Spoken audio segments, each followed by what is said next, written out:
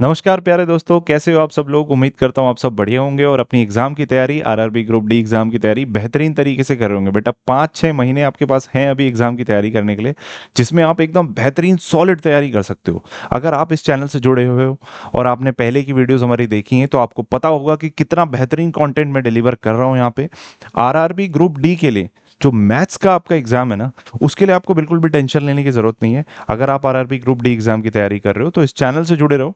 ठीक है। आपने देखा होगा कि कुछ सीरीज में लेके आया हूं आपके लिए, चैप्टर वाइज सीरीज और प्रीवियस ईयर क्वेश्चंस पेपर्स की सीरीज।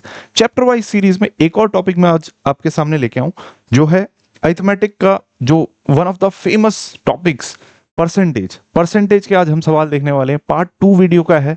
पार्ट 1 अगर आपको देखना है तो जाके चैप्टर वाइज सीरीज को एक बार देखो, उसको लुकआउट करो, वॉच आउट करो और परसेंटेज चैप्टर को पढ़ के देखो। उसमें बहुत से एक क्वेश्चन हमने दिए हैं जो पिछले सालों में पूछे गए हैं और आगे भी आने वाले एग्जाम्स में पूछे जा सकते हैं। बात समझ में आई? चलिए शुरू करते हैं अपनी वीडियो को बिना ज्यादा टाइम वेस्ट किए हुए। और मैं आपको एक इन्फॉर्मेशन देना चाहता हूं, अगर आप इस चैनल से जुड़े हुए हो तो ये पूरी वीडियो सेशन का जो भी ये सेशन हो रहा है या फिर अन्य जो सेशंस होंगे उनकी आप पीडीएफ फॉर्मेट में आप पूरे नोट्स आप ले सकते हो, जो भी इस क्लास में हुआ है। आपको करना क्या है, डिस्क्रिप्शन में मैंने एक लिंक दी है, maths by Rawat sir Telegram channel है, उसको आप विजिट करो। उसमें आपको बाकी सारी वीडियोस और इस वीडियो का पीडीएफ नोट्स मिल जाएंगे। आपको नोट्स की टेंशन लेने की जरूरत नहीं है। ठीक है, चलिए फिर वीडियो को स्टार्ट करते हैं और बढ़ते हैं अपनी सवालों की तरफ। लीजिए बेटा, पहला सवाल आपकी स्क्रीन पे ये रहा। उम्मीद करता हूं एक बार आप पढ़ेंगे और एक बार अटेम्प्ट करने की कोशिश करेंगे, फिर साथ में हम इस क्वेश्चन को सॉल्व करते हैं। ठीक है, चलिए।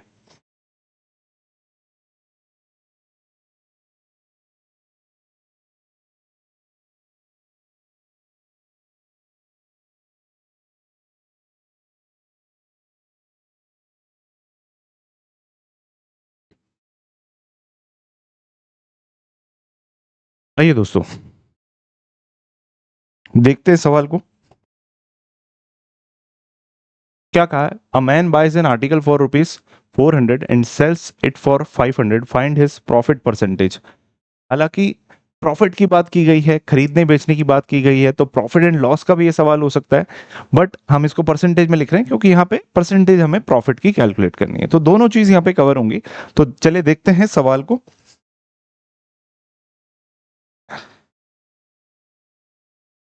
बेटा क्या बोला गया है? एक बंदा है, उसने एक आर्टिकल को 400 रुपए में खरीदा है, यानी कि उसके खरीदने का प्राइस यानी कि कॉस्ट प्राइस उसका कितना दिया गया है? 400 रुपए में किसी चीज को उसने खरीदा है। ठीक है, और बेचता कितने पे है? बेचता यानी कि सेलिंग प्राइस, ये आपका क्रय मूल्य था जिस पे खरीदा गया है। विक्रय मूल्य जो बेचा गया है 500। वो एक सिंपल सा लॉजिक है यार। 400 में कोई चीज खरीदी गई और उसको 500 में बेच दिया, तो यहाँ पे साफ साफ दिख रहा है उसको क्या हो रहा है, प्रॉफिट हो रहा है, यानी कि मुनाफा हो रहा है। तो यहाँ पे बेटा हम प्रॉफिट परसेंटेज की बात करेंगे। अगर फॉर्मूले की मैं बात करूं तो प्रॉफिट परसेंटेज का फॉर्मूला होता है, जिस चीज का भी आपको परसेंटेज निकालनी होती है वो हमेशा वो चीज ऊपर आती है। तो प्रॉफिट, और प्रॉफिट हमेशा कॉस्ट प्राइस पे ही कंपेयर किया जाता है। भाई सिंपल सी बात है, जितने पे आपने चीज को खरीदा है उतने पे ही तो आप कंपेयर करोगे मुनाफा या नुकसान, है ना। तो profit upon cost price into 100। चलिए मेरे भाई, प्रॉफिट बताइए कितना है? प्रॉफिट हमेशा होता है जितने पे आप बेच रहे हो, सेलिंग प्राइस जो विक्रय मूल्य है माइनस आपका क्रय मूल्य, यानी कि selling price minus cost price. तो ये माइनस करने पे आ रहा है 100। कॉस्ट प्राइस था हमारा 400, गुणा करेंगे 100 से, क्योंकि हमें परसेंटेज में कन्वर्ट करना है। तो बेटा ये कितना आया?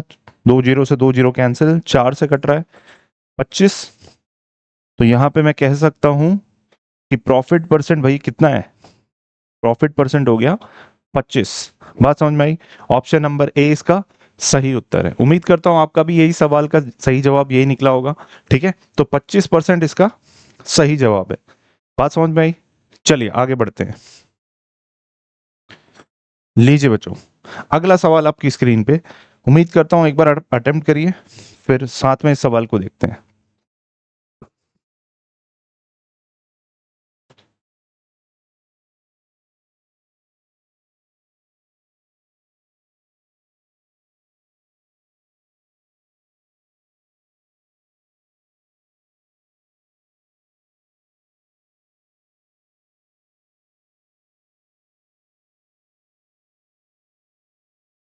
आइए देखते हैं बेटा इस सवाल को। क्या कहा गया है, एक शर्ट की कीमत में 20% की कमी की गई है। यदि मूल कीमत 500 थी तो घटाई गई कीमत क्या होगी। ठीक है, एक शर्ट थी, उसका प्राइस 20% से कम कर दिया गया। तो जब इस तरह के सवाल होते हैं जहां परसेंटेज दिया हो, तो हम उसमें बेस प्राइस जो है ना बेटा, वो 100% मानते हैं। ठीक है, 100% इसलिए मानते हैं ताकि कैलकुलेशंस इजी हो पाए। ठीक है, तो आप सीधा सीधा बताओ भाई, 100% किसी की वैल्यू थी, उसमें से 20% घटा दिया तो 100 माइनस 20 कितना बचा, 80%। तो सीधा सीधा हमें इस 500 का 80% कैलकुलेट करना है। भाई 500 रुपए शर्ट का प्राइस था, 20% घट गया तो बचा कितना, 80%। यानी कि इस 500 का 80% निकालना है। भाई 80% क्या होगा, आप 80/100 लिख दो ना इसको, परसेंटेज हटेगा तो डिवाइड बाय 100 आएगा। या आप डायरेक्टली अगर 20 से देखते तो ये कटता 4 टाइम्स और ये 5 टाइम्स, है ना। 5 से कटेगा मेरा भाई 100, तो 100 × 4 400। यानी कि हम बोल सकते हैं शर्ट की कीमत को 20% घटा के जो प्राइस बचेगा वो बचेगा 400 रुपए। बात समझ में आई। उम्मीद करता हूं इस सवाल का सही उत्तर आप निकाल पाए होंगे, ऑप्शन नंबर ए। क्लियर है, बहुत आसान सा कंसेप्ट है, बिल्कुल कोई दिक्कत नहीं है। चलिए आगे बढ़ते हैं। लीजिए अटेम्प्ट करिए एक बार।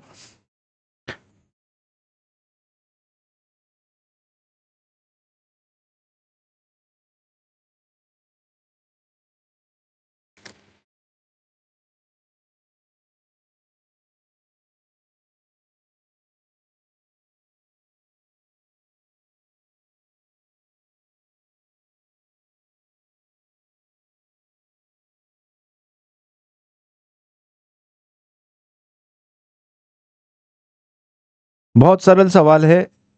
जब आपने 12 तक की पढ़ाई की होगी तो उसमें आपका फाइनल एग्जाम में आपके परसेंटेज पूछे जाते हैं, है ना। तो वही उसी तरह का एक सवाल है। भाई एक छात्र ने 90 में से 72 अंक प्राप्त किए। टोटल जो पेपर था उसमें 90 अंकों का था और उसने जो अंक प्राप्त किए हैं वो है 72। ठीक है, आपको निकालना है उसका प्रतिशत अंक, यानी कि परसेंटेज निकालनी है आपको। तो बेटा परसेंटेज तो हम ऐसे निकालते थे ना कि टोटल मार्क्स ऑब्टेन्ड, या इसको लिख देते हैं मार्क्स ऑब्टेन्ड, है ना।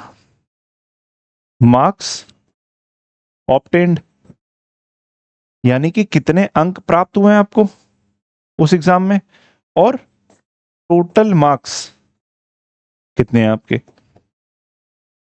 तो भाई क्या है, मार्क्स आपको कितने मिले गए हैं, यानी कि 72 अंक प्राप्त हुए हैं। और टोटल अंक कितने थे, टोटल अंक थे 90। भाई 90 से ज्यादा तो अंक हो ही नहीं सकते, है ना। तो 72/90 और परसेंटेज में निकालने के लिए गुणा कर देंगे 100 से। तो यहाँ पे 9 से कटता हुआ दिखाई दे रहा है 8, 9 से 10, एक जीरो से एक जीरो कटेगा बेटा, 8 × 10 ये आ जाएगा 80। तो आंसर आएगा 80%। 80% अंक उस बच्चे को प्राप्त हुए उस एग्जाम में। ऐसे ही निकालते हैं। ठीक है, उम्मीद करता हूँ सही जवाब आया होगा आपका भी। ये तो बिल्कुल बेसिक क्वेश्चन है ना। चलिए आगे बढ़ते हैं।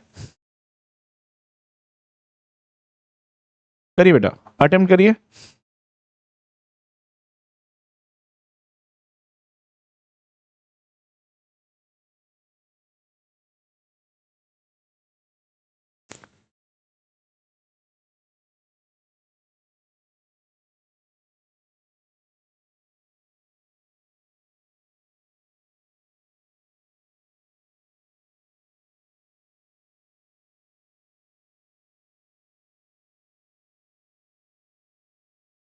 क्या कहा गया सवाल में, देखिए एक आदमी की आय 20,000 से 25,000 हो गई है।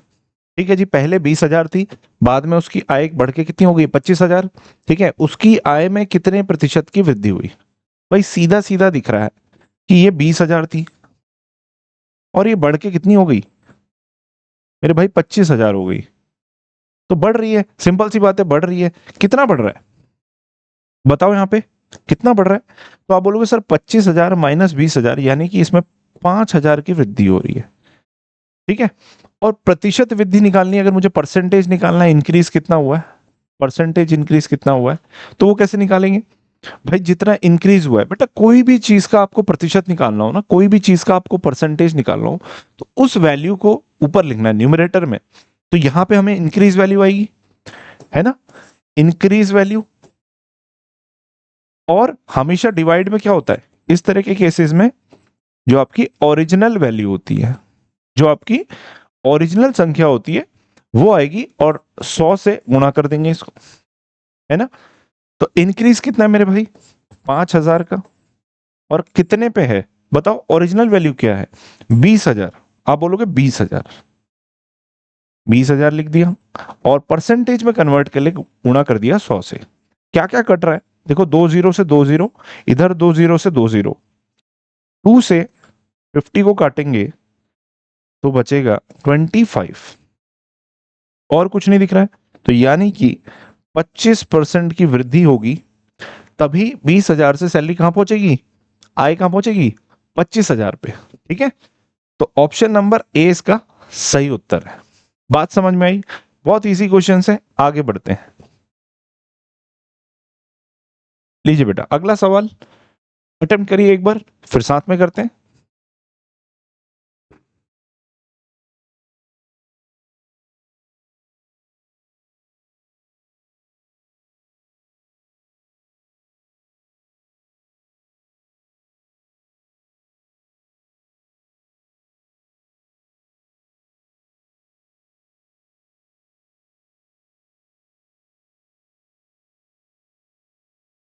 उम्मीद करता हूं एक बार अटेम्प्ट किया होगा, बहुत इजी सवाल है, सरल सवाल है, बन सकता था, ऐसा कोई दिक्कत वाली सवाल नहीं था। तो क्या बोला देखते हैं, यदि एक छात्र एक परीक्षा में 40 अंक प्राप्त करता है और उसे 24 अंक मिलते हैं, एक जगह बेटा प्रतिशत की बात की गई है कि उसको 40% अंक मिल रहे हैं, ठीक है, और उसको एक्चुअल में कितने अंक मिल रहे हैं 24 अंक, यानी कि प्रतिशत वैल्यू को एक्चुअल अंकों से कंपेयर किया जा रहा है, यानी कि बराबर किया जा रहा है। तो क्या मैं यहां पे बोल सकता हूं, क्या मैं यहां पे 40% अंकों को, अगर एग्जाम में 40% अंक प्राप्त हुए हैं उसको मैं एग्जाम के एक्चुअल 24 अंकों से कंपेयर कर सकता हूं। 40% अंक बराबर 24 अंक, तो यहां से मेरे भाई 1% की वैल्यू क्या निकल के आएगी, तो आप बोलोगे सर इस 40 को डिवाइड कर दो, यहां से क्या आया 4 से कटेगा 6, 4 से 10, 2 से फिर कट जाएगा 3 से, 3/5, ठीक है। अब ध्यान दीजिए, तो परीक्षा में अधिकतम अंक कितने हैं, कभी भी किसी भी परीक्षा में अधिकतम अंक परसेंटेज में कितने हो सकते हैं मेरे भाई, किसी भी पर्सन का कोई टेस्ट में 100% से ज्यादा मार्क्स तो हो नहीं सकते, यानी कि मैक्सिमम मार्क्स की बात करें अगर परसेंटेज में, तो वो कितने होंगे 100%, है ना। और 1% की वैल्यू मुझे दी गई है, पता चल गई है 3/5 है, तो मेरे भाई 100% की वैल्यू कितनी होगी, मल्टीप्लाई बाय 100। फटाफट से इस कैलकुलेशन को सॉल्व करेंगे, देखो 5 से कट रहा है 20 टाइम्स, 20 इंटू 3, ये आ गया आपका 60, यानी कि उस एग्जाम में जो मैक्सिमम मार्क्स थे वो कितने थे 60 अंकों का एग्जाम था, और उसके आए 24 अंक, जो बनता है 40% के बराबर। क्लियर है, उम्मीद करता हूं सवाल समझ में आया होगा, आगे बढ़ते हैं। लीजिए करिए, अटेम्प्ट करिए।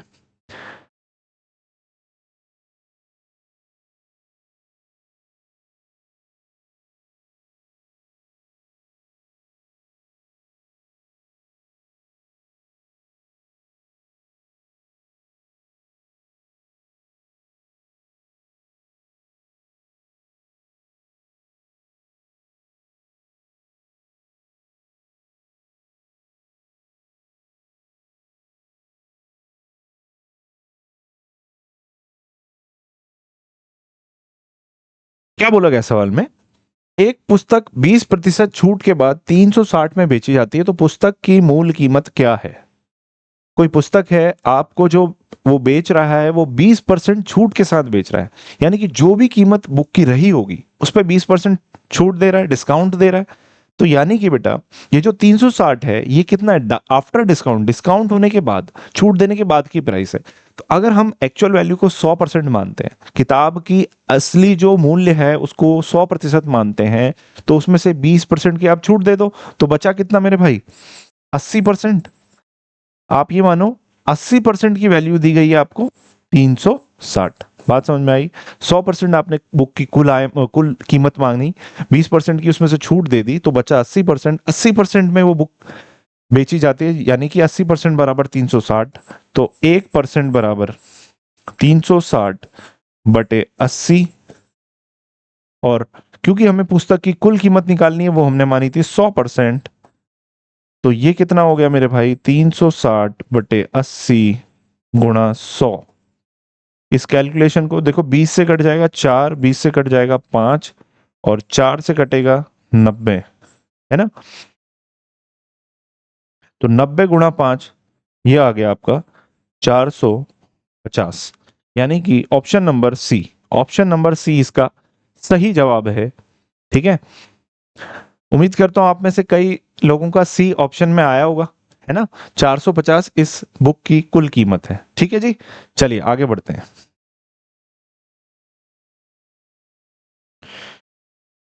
लीजिए बेटा, अटेम्प्ट करिए एक बार।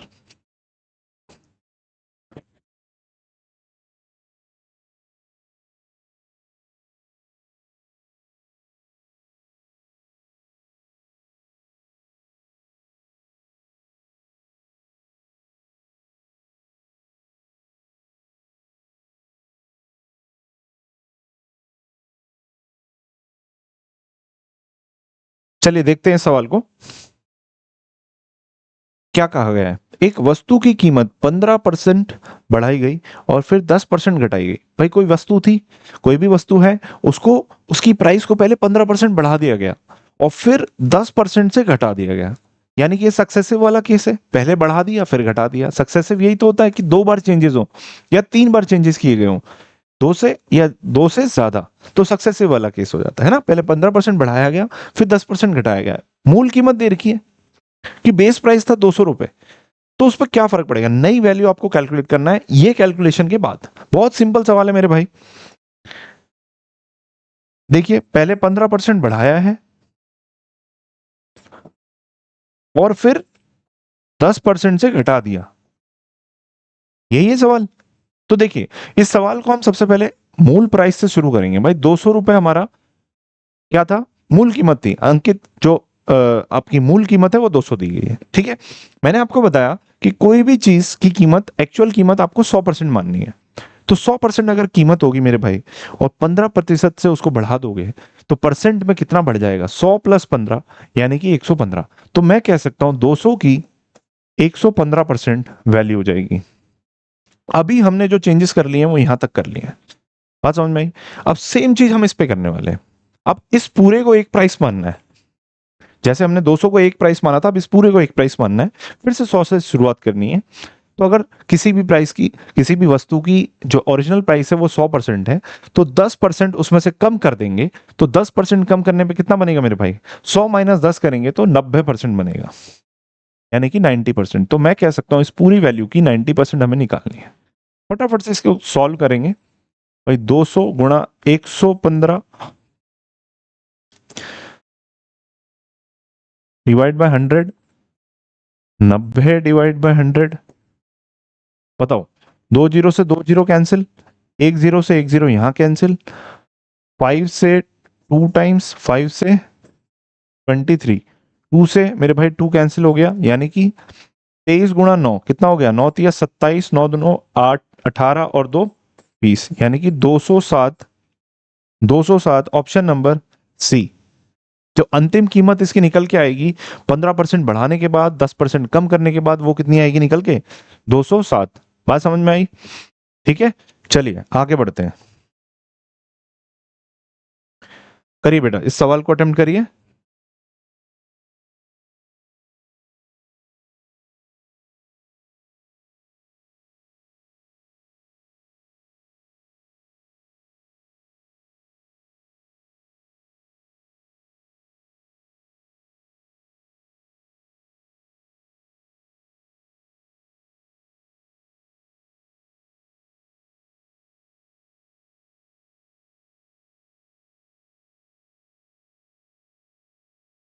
एक और सक्सेसिव पैटर्न का सवाल आपके सामने है ना। क्या बोला गया है, एक आदमी की वेतन को पहले 10% और फिर 20% बढ़ाया गया। भाई पहले 10% बढ़ा दिया और फिर 20% बढ़ा दिया गया, उसकी वेतन में कुल कितनी प्रतिशत वृद्धि हुई। तो अगर सिर्फ एक बोला होता 10%, तो आंसर 10% होता। पर यहाँ 2 की बात की गई, तो 2 की जब भी बात की गई हो तो वहां पे सक्सेसिव वाला फॉर्मूला लगता है। ठीक है, तो आइए जानते हैं सक्सेसिव पैटर्न का फॉर्मूला। सक्सेसिव वाला जो फॉर्मूला होता है, टोटल जो नेट चेंज होता है, अगर इसका फॉर्मूले का मैं आपको एक बार ब्रीफ कर देता हूं। अगर एक बार x% बढ़ाया हो या कम किया हो, बढ़ाया हो या कम किया हो, दोनों में से पॉसिबल है, और दूसरे केस में y%, दूसरी बार में y% या तो बढ़ाया गया या कम किया गया, तो जो चेंज होता है नेट चेंज, नेट चेंज जो होगा परसेंटेज में कैलकुलेट होगा, उसका फॉर्मूला होगा x plus y plus x y by 100। ये आपका नेट चेंज, जो फाइनल चेंज निकल के आएगा उसका फॉर्मूला होगा x plus y plus x y by 100। ठीक है, इसमें आपको ध्यान क्या रखना है मेरे भाई, ध्यान आपको बस इतना रखना है साइंस का। भाई अगर x% से बढ़ा रहा है तो साइन आएगा प्लस का, x% से कम कर रहा है तो साइन आएगा माइनस का। वैसे ही सेम केस y में, अगर y% से बढ़ा रहा है तो यहाँ प्लस का साइन आएगा, y% से कम कर रहा है तो y के साथ माइनस का साइन आएगा, और यहाँ पे भी सेम चीज अप्लाई होगी। तो यहाँ पे x बराबर हम कितना मान रहे हैं बताइए, पहले 10% से बढ़ा रहा है, और y हम कितना मान रहे हैं फिर 20% से बढ़ा रहा है, दोनों केस में बढ़ा रहा है तो पॉजिटिव ही लेने वाले हम, है ना। तो बताओ नेट चेंज की परसेंटेज कितनी होगी, x प्लस वाई, यानी कि मेरे भाई 10 plus 20 plus 10 into 20 divided by 100। देखो 2 जीरो से 2 जीरो कैंसिल, कितना आया 10 प्लस 20, ये हो गया 30, प्लस यहाँ क्या बचा 2 इंटू 1 2, तो टोटल आ गया 32। आंसर आएगा परसेंटेज में, क्योंकि ये क्या है आपका नेट चेंज कितना आ रहा है 32। बात समझ में आई, क्लियर हुआ क्या। ठीक है, इस तरह के सवालों को हम इस फॉर्मूले बेस पे करते हैं। ठीक है, एक और मेथड भी होता है, सेकंड मेथड में आपको बताऊंगा आगे भी, जहां पे ये जो आपको x और y की वैल्यू दी गई है कॉम्प्लिकेटेड दी गई है, जैसे कि मान लो 10% की जगह पे 16 2/3% दिया गया है, उस केस में आपको ये थोड़ा टफ पड़ जाएगा चीजें, है ना। तो उस केस में हम जो दूसरा मेथड है वो यूज करेंगे, हालांकि कर हम अभी इसी पे रहे, पर उस केस में हम इसको यूज करेंगे। भाई 10% पहली चीज है, 10% को हम क्या बोल सकते हैं फ्रैक्शन में, देखो 10% को बोलेंगे 1/10, 1/10, और 20% को क्या बोलेंगे 20%, 20/100 यानी कि 1/5। तो ये पैटर्न क्या होता है, आप ध्यान से देखो, इसका मतलब क्या है कि अगर ओरिजिनल वैल्यू 10 है तो 10% वृद्धि, यानी कि वृद्धि कितने की 1 की। अगर ओरिजिनल वैल्यू 10 है रेशियो में तो वृद्धि है 1 की। वैसे यहाँ पे अगर ओरिजिनल वैल्यू 5 है तो वृद्धि है 1 की, यानी 20% कितना है 5 का 1। ठीक है, तो मैं यहाँ ओरिजिनल वैल्यू लिख रहा हूं, भाई 10 ओरिजिनल वैल्यू थी और 10 की वृद्धि 1 से हुई तो ये बन गया 11। वैसे ही यहाँ पे 5 थी और 1 से वृद्धि हुई तो ये बन गया 6। ठीक है जी, यहाँ पे 10 और 20% बढ़ाया गया दोनों केस में, इसलिए मैं ऐड कर रहा हूं। अगर सपोज करते हैं 20% से कमी की गई होती तो यहाँ 5 लिखता, वहां -1 करके यहाँ 4 लिखता। अब कॉन्सेप्ट क्या है, ये दोनों नंबर्स आपस में बेटा मल्टीप्लाई में होते हैं, ये दोनों आपस में मल्टीप्लाई में होंगे, और आपस में ये वाले ये ब्लॉक और ये ब्लॉक डिवाइड में होगा। तो कुछ कैंसिल आउट करना हो तो कर सकते हो आप इस ब्लॉक को इस ब्लॉक के साथ। तो भाई 2 से कटता हुआ दिख रहा है 3, 2 से कटता हुआ दिख रहा है 5, और कुछ नहीं कटेगा। अब इसको सॉल्व कर दो, 5 इंटू 5 मेरे भाई 25, और 11 इंटू 3 33। तो अब इसका क्या मतलब हुआ, इसका मतलब हो सकता है कंबाइंड वैल्यू, मैं इसको ओरिजिनल वैल्यू मानूंगा, अगर ये मेरी ओरिजिनल है और ये मेरी फाइनल है। ठीक है, तो आप बताओ 25 से बढ़कर वैल्यू कितनी हो रही है 33, तो कितने की बढ़ोतरी हो रही है टोटल में, 25 से कोई अंक बढ़ के 33 जा रहा है, तो यानी कि बढ़ोतरी कितने की हो रही है 8 की। अब मैं यहां लिख रहा हूं, ध्यान से देखना, परसेंटेज इंक्रीज में निकाल रहा हूं।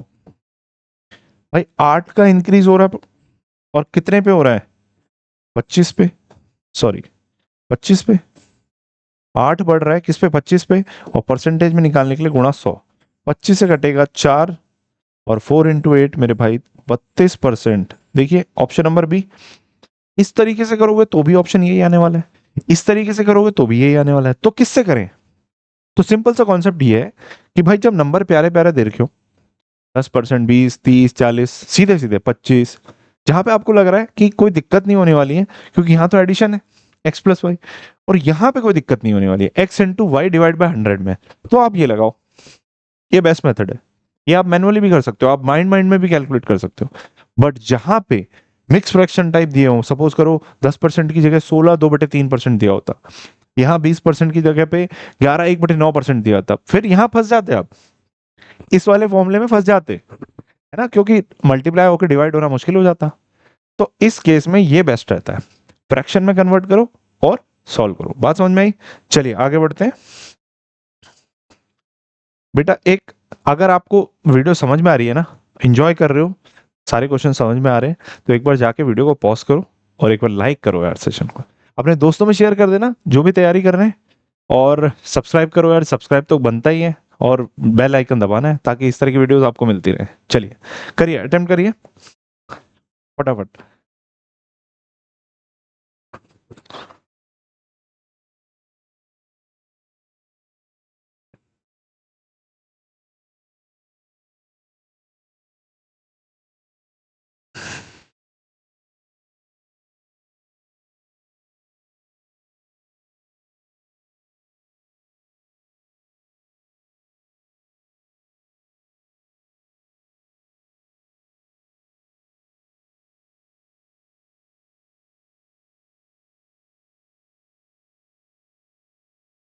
चलिए ये भी एक तरह से जो क्वेश्चन है प्रॉफिट एंड लॉस का है, ठीक है, बट इसको परसेंटेज में डाल दिया है, बिकॉज परसेंटेज और प्रॉफिट एंड लॉस साइमल्टेनियसली चलते हैं।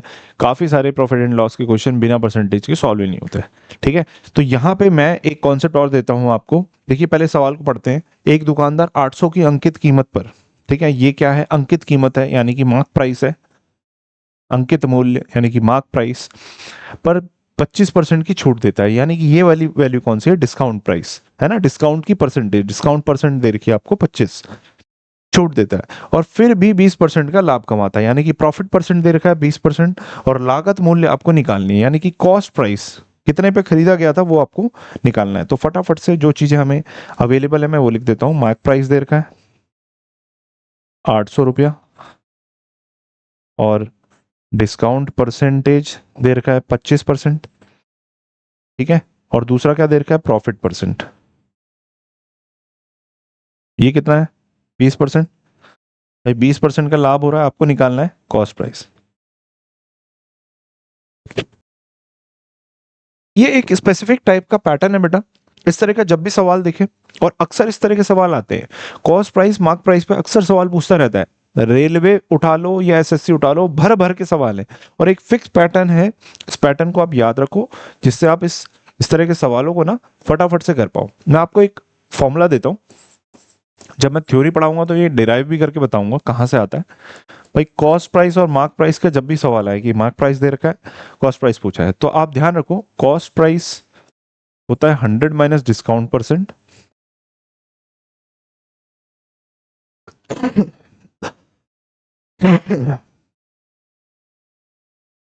ये होता है बेटा 100 प्लस प्रॉफिट परसेंट, ठीक है।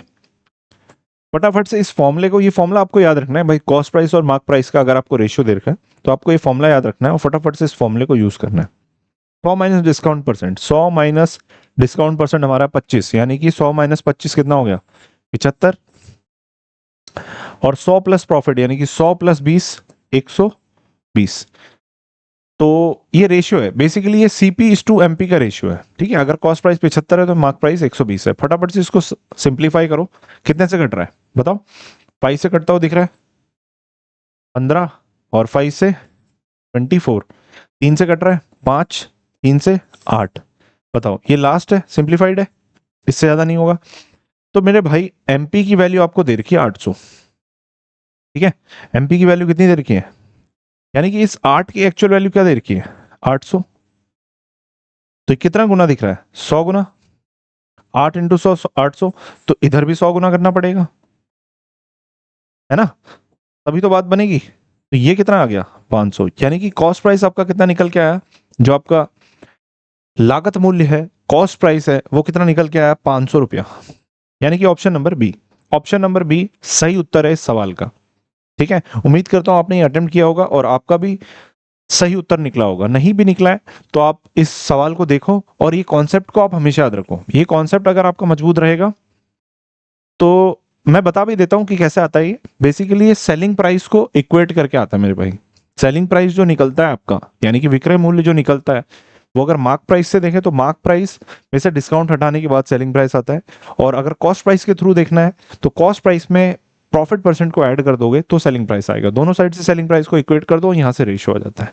ठीक है, ब्रीफ में हम डिस्कस करेंगे जब हम थ्योरी भी पढ़ेंगे प्रॉफिट एंड लॉस की, तब हम ब्रीफ में डिस्कस करेंगे। ठीक है, अभी मैंने आपको कॉन्सेप्ट दे दिया है, इसको यूज करना है और सवाल करना है। चलिए आगे बढ़ते हैं। लीजिए बेटा अगला सवाल।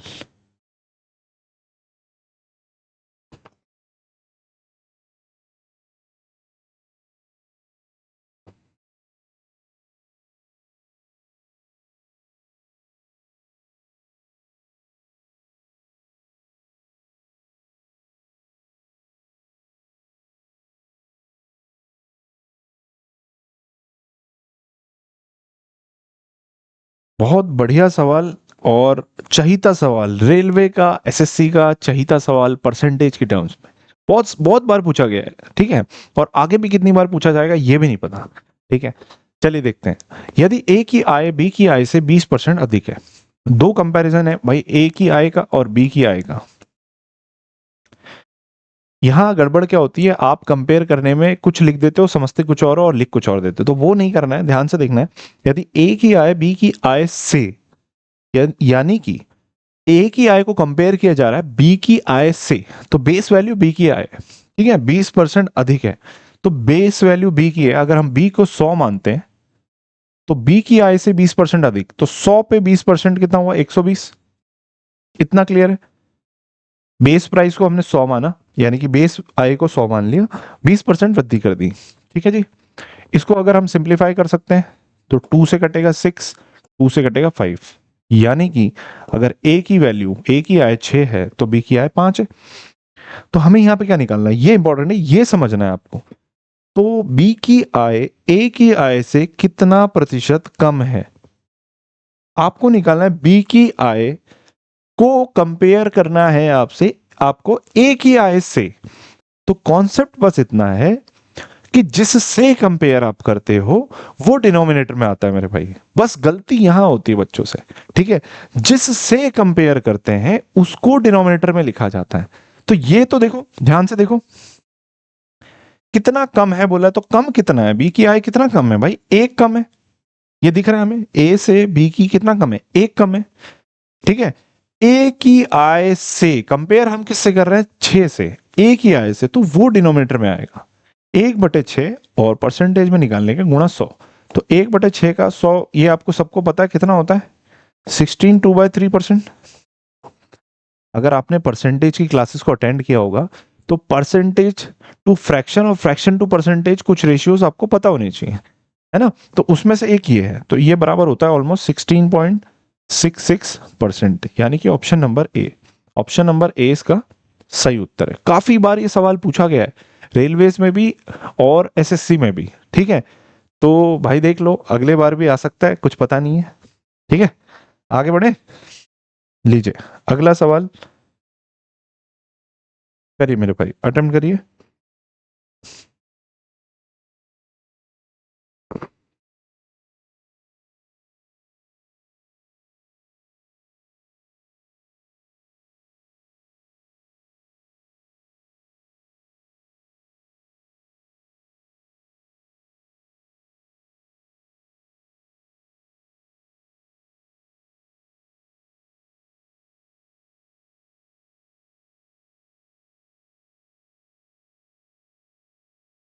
ये भी एक बहुत इंपॉर्टेंट सवाल है, परसेंटेज में एक इंपॉर्टेंट टॉपिक, एक इंपॉर्टेंट टाइप है ये। ठीक है ना, इस टाइप के भी सवाल काफी देखे गए हैं एग्जाम्स में।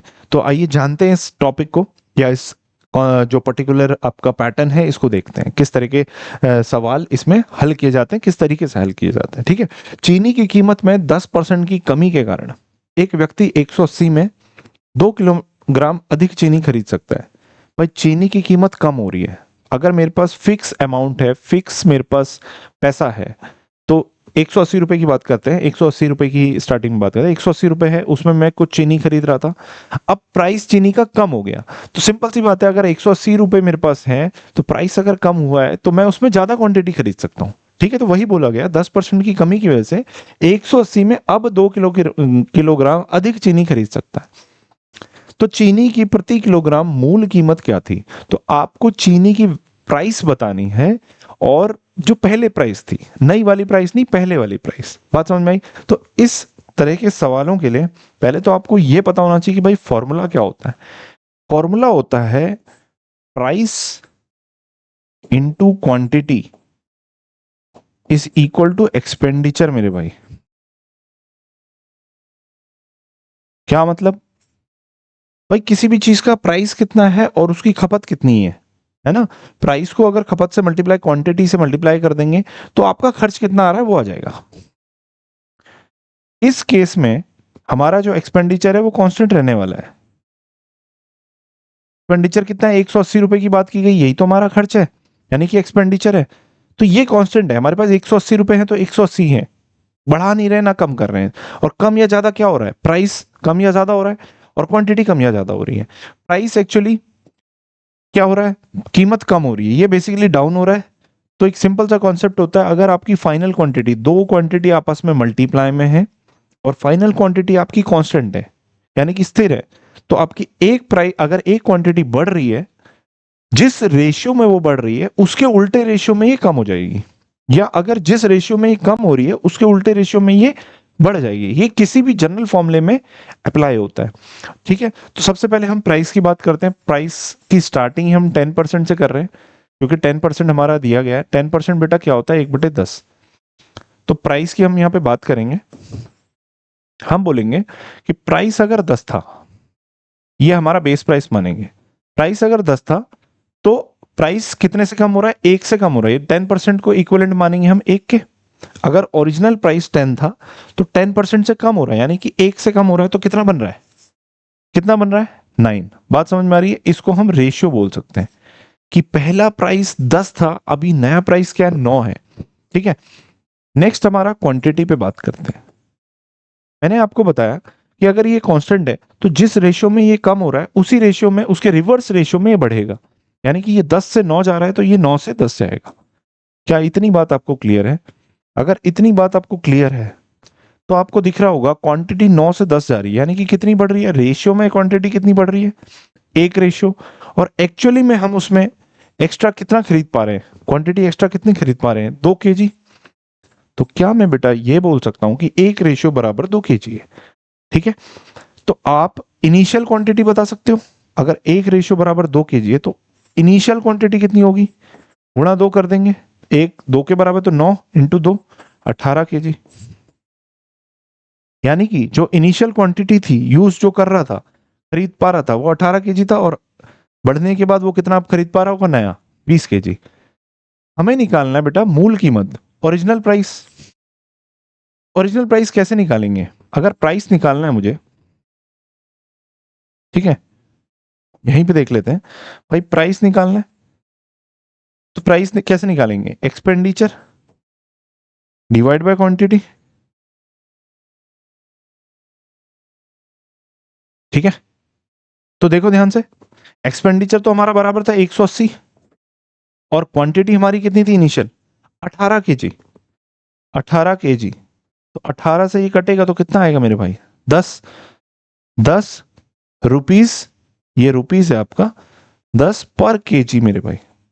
ये आपका उत्तर है, यानी कि option number B. Option number B, ₹10 पर केजी, ये आपका प्राइस था। कौन सा प्राइस, इनिशियल प्राइस, जो पहले का प्राइस था। अगर वो आपसे फाइनल प्राइस पूछता कि भाई बाद का प्राइस कितना है, तो आप यहां से फाइनल क्वांटिटी को पहले निकालते, यहां से फाइनल क्वांटिटी आपकी आती 20 केजी, और आप क्या करते, 180 एक्सपेंडिचर को डिवाइड करते 20 केजी से, आपका 9 रुपए निकल के आता। इतना क्लियर है? उम्मीद करता हूँ ये तरह के जो पैटर्न है ये आपको समझ में आए होंगे। इसी तरीके से इसको सॉल्व किया जाता है। बहुत सारे सवाल देखने को मिले हैं प्रीवियस सवालों में, प्रीवियस ईयर के सवालों में, रेलवे और एसएससी में। ठीक है, तो चलिए आगे बढ़ते हैं। लीजिए बेटा, अटेम्प्ट करिए एक बार।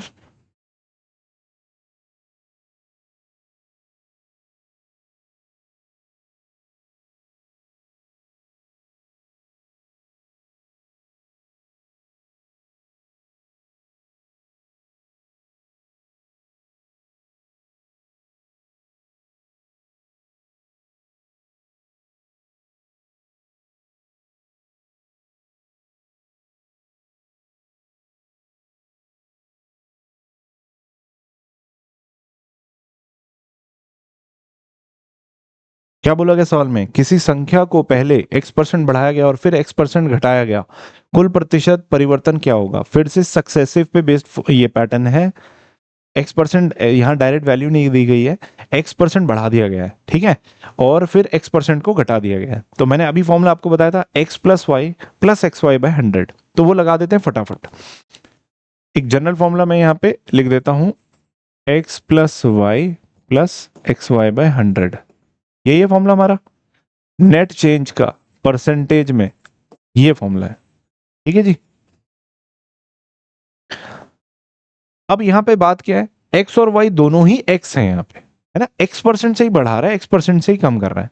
तो देखो ध्यान से, नेट चेंज कितना आएगा परसेंटेज में, और ये आपको याद भी रखना मेरे भाई। पहले x% बढ़ाया, तो पहला जो x लेंगे हम वो पॉजिटिव लेंगे, मैं लिखने की जरूरत नहीं है, प्लस x लिख दिया क्योंकि बढ़ाया गया है। दूसरा घटाया गया है x से, तो यानी कि माइनस x, y की जगह x रख रहे हैं पर साइन माइनस का रहेगा, प्लस x इंटू वाई, यानी कि पहला वाला तो प्लस x और दूसरा वाला माइनस x डिवाइडेड बाय 100। देखो ध्यान से, x से x कैंसिल हो गया, x minus x, plus minus minus, x into x, x square, और डिवाइड बाय 100। ये आता है बेटा परसेंटेज में, जो भी आंसर आएगा ना परसेंटेज में आएगा। माइनस क्या दिखाता है यहाँ पे? माइनस सिर्फ इतना दिखाता है कि ये ओवरऑल डिक्रीज हो रहा है, जो फाइनल नेट चेंज आ रहा है ना बेटा, वो क्या हो रहा है, डिक्रीज हो रहा है। मतलब अगर पहले कोई चीज 100 थी तो वो 100 से कम हो रही है, या 80 थी तो 80 से कम हो रही है। माइनस साइन सिर्फ इतना दिखा रहा है और कुछ नहीं है। अगर क्वांटिटी की बात करें, इसकी वैल्यू की बात करें, तो वो सिर्फ एक्स स्क्वायर बाय 100 होगी। माइनस और प्लस सिर्फ इतना दिखाता है कि ओवरऑल इंक्रीज हो रहा है या डिक्रीज हो रहा है, ये बात आपको ध्यान रखनी है। तो ऑप्शन नंबर कौन सा होगा भाई? एक्स स्क्वायर बाय 100 डिक्रीज हो रहा है, और यहाँ पे एक्स स्क्वायर बाय 100 इंक्रीज, तो डिक्रीज वाले पे टिक लगाएंगे हम। ठीक है जी, नो चेंज होगा नहीं, x% होगा नहीं। बात समझ में आई? माइनस केवल दिखा रहा है, एक्स डिक्रीज। बात क्लियर है? चलिए आगे बढ़ते हैं। लीजिए अगला सवाल, फटाफट से एक बार अटेम्प्ट करिए।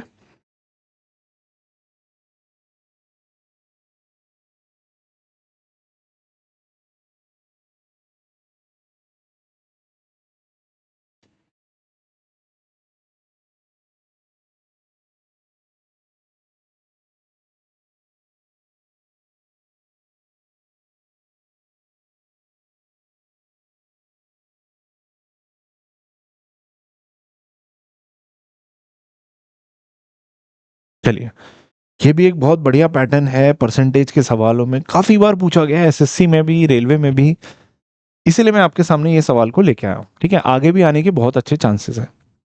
क्या बोला गया है भाई? अपनी आय का, एक व्यक्ति अपनी आय का 80% खर्च करता है। पहली बात में स्टेटमेंट डिक्लेयर किया, जो भी कमाता है 80% खर्च कर देता है। ठीक है जी, उसकी आय में 25% और खर्च में 10% की वृद्धि होती है। भाई आय बढ़ गई 25% से, और साथ ही साथ खर्च भी बढ़ रहा है 10% से, तो उसकी बचत में कितनी प्रतिशत वृद्धि होगी? बात समझ में आई? सबसे पहले इस तरह के सवालों में आपको फॉर्मूला पता होना चाहिए बेटा। फॉर्मूला क्या होता है? इनकम कैसे डिसाइड होती है? ठीक है, इनकम क्या होती है? जो खर्च कर रहा है वो, यानी कि जो एक्सपेंडिचर है, आय बराबर क्या है? खर्च, यानी कि एक्सपेंडिचर प्लस सेविंग्स, यानी कि बचत। यही बात है ना भाई? आप जो कमाते हो या नहीं भी कमाते हो, तो अगर आप कमाते हो तो जितना आप खर्च कर रहे हो प्लस जितना बचा रहे हो, वही तो इनकम होगी। ठीक है, तो इनकम को बेटा 100 मान लेंगे हम, और इनकम को 100 मान के हम क्वेश्चन को सॉल्व करने की कोशिश करेंगे। ठीक है जी, चलिए देखो, यहां पे मैं इनकम लिख रहा हूं, यहां पे मैं एक्सपेंडिचर लिख रहा हूं, और यहां पे मैं सेविंग्स लिख रहा हूं। इनकम अगर मेरी 100 है तो उसका आय का कितना परसेंट खर्च करता है? 80%। तो 100 का 80%, 80 हो गया। 80 जब खर्च कर दिया तो इनकम में से एक्सपेंडिचर को माइनस करेंगे तभी तो सेविंग आएगी। तो सेविंग कितनी बची? 20। भाई इन दोनों का सम बराबर ये होना चाहिए, 100 माइनस 80 इक्वल टू 20। ठीक है, चलिए अब क्या बोल रहा है, उसकी आय में 25% और खर्च में 10% की वृद्धि हो रही है। आय में कितना बढ़ रहा है?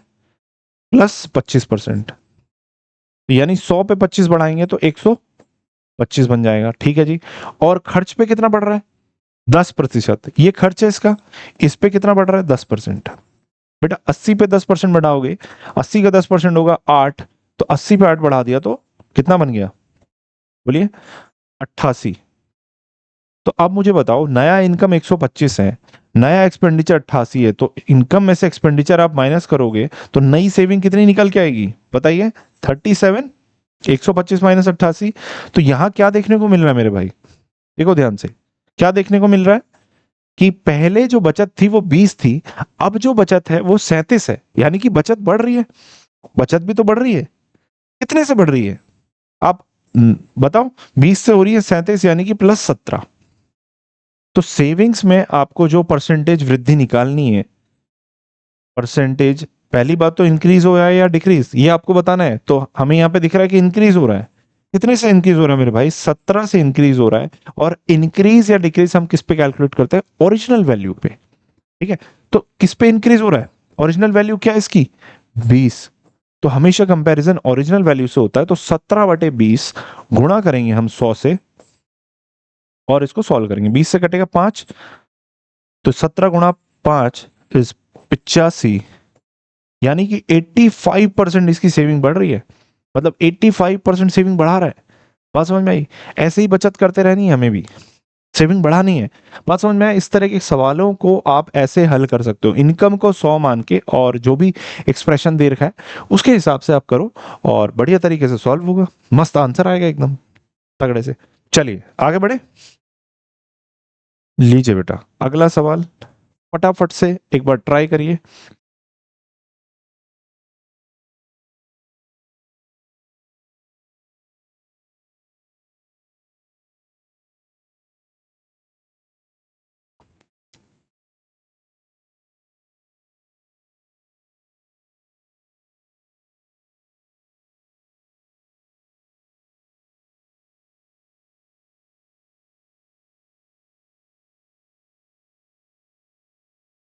बहुत आसान सवाल, ज्यादा इसमें सोचने की जरूरत नहीं है, बहुत बेसिक टाइप का सवाल है, बट प्रीवियस ईयर में पूछा गया है। भाई यदि किसी संख्या का 30% 120 के बराबर है, आप सीधे ले लो, 30% दे गया है, परसेंटेज को कंपेयर किया गया है एक्चुअल नंबर से। 30% अगर 120 है तो उस संख्या का 50% कितना होगा? बहुत आसान सवाल है। 30% 120 के बराबर है, तो मेरे भाई 1% कितना हो जाएगा? 120/30, 30 नीचे आ जाएगा। तो ये कट रहा है ना, 3 से 4, यानी 1% की वैल्यू 4 हो गई, तो आपको निकालनी है 50%। यूनिटरी मेथड, 1% बराबर 4 है, तो 50% कितना हो जाएगा? इंटू 50, यानी कि 200। क्वेश्चन खत्म। मात्र 2 से 3 सेकंड का सवाल था ये। ठीक है जी, चलिए आज की क्लास को यहीं पे समाप्त करना होगा। मैं आपको एक बार फिर से रिमाइंड करा दूं कि अगर आपको इस पूरी वीडियो सेशन अच्छा लगा है तो जाके एक बार डिस्क्रिप्शन में maths by Rawat sir Telegram channel को ज्वाइन कर लो। इसमें आपको पूरी पीडीएफ मिल जाएंगी, ये वाली वीडियो की और प्रीवियस जितनी भी वीडियोस हुई हैं सारे की आपको मिल जाएंगी। ठीक है ना, पीडीएफ्स मिल जाएंगी। आगे भी आने वाली कुछ वीडियोस जो होंगी वो मैं इसमें नोटिफाई करता रहता हूँ। आप इसको जाके ज्वाइन कर लो, मस्त एकदम टेलीग्राम चैनल है, बढ़िया से ज्वाइन कर लो इसको जाके। और उम्मीद करता हूँ ये वीडियो आपको अच्छी लगी होगी यार। अगर अच्छी लगी है तो जाके वीडियो को लाइक कर देना, और अपने दोस्तों में जो तैयारी कर रहे हैं उसमें शेयर जरूर करना। ठीक है, कोई अगर आपको डाउट है या कोई एक्स्ट्रा टॉपिक आपको पढ़ना है, कोई स्पेशली आपको कोई टॉपिक पढ़ना है, तो कमेंट में जरूर नोट कर देना, डाल देना, मैं उसमें रिप्लाई करूंगा, और उसी तरह की वीडियोस में आगे कोशिश करूंगा आपके लिए लाने के लिए। ठीक है, चैनल को सब्सक्राइब कर देना, बेल आइकन को नोटिफाई कर देना, बजा देना घंटे को, और बस इसी तरीके से पढ़ते रहिए, खुश रहिए, मुस्कुराते रहिए। मिलते हैं किसी अन्य वीडियो में। जय हिंद, जय भारत।